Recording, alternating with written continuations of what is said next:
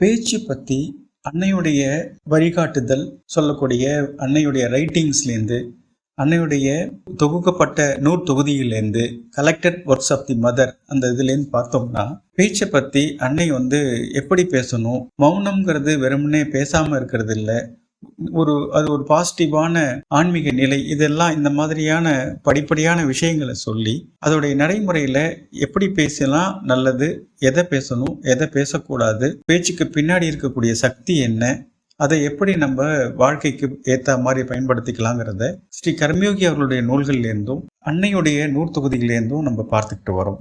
அதில் இது 2வது பதிவு. இதை தொடர்ந்து என்ன பேசக்கூடாது, எப்படி பேசணும், எந்த விஷயத்தை பேசக்கூடாதுங்கிற விஷயத்தெல்லாம் தொடர்ந்து நம்ம பார்த்துட்டு வரோம்.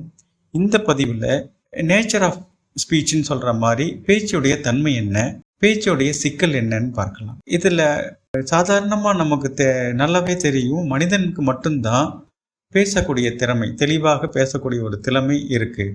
உள்ளே இருக்கக்கூடிய எண்ணத்தை ஒரு சொல்லா, ஒரு குரல் ஒலியாக எழுப்பக்கூடிய ஒரு தன்மை விலங்குகளுக்கு இருக்குன்னா கூட, விலங்குகளோட உருவாடக்கூடிய நிலையில் இருக்கிறவங்களுக்கு அதோடைய கத்துற சவுண்டை வச்சு இது இதுக்காக கத்துதுன்னு புரிஞ்சுப்பாங்க, அது வேற.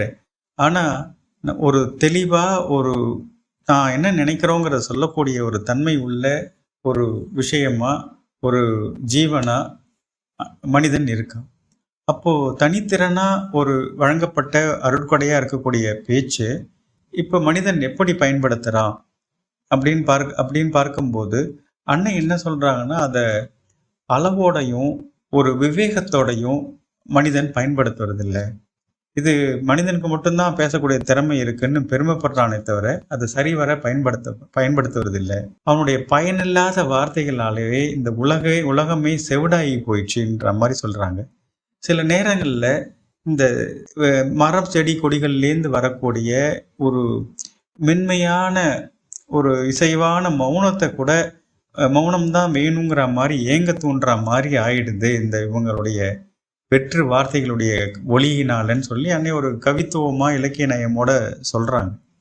அதனால் நம்ம பேசும்போது எப்படி பேசணும், எப்படி பேசக்கூடாது, எதை பேசலாம், எங்கே கட்டுப்பாடு தேவை, உள்ளே இருக்கக்கூடிய மௌனம் கலையாமல் பேசுவது எப்படி, இந்த ஆன்மீக கண்ணோட்டம் வரைக்கும் தொடர்ந்து நம்ம பார்க்கலாம்.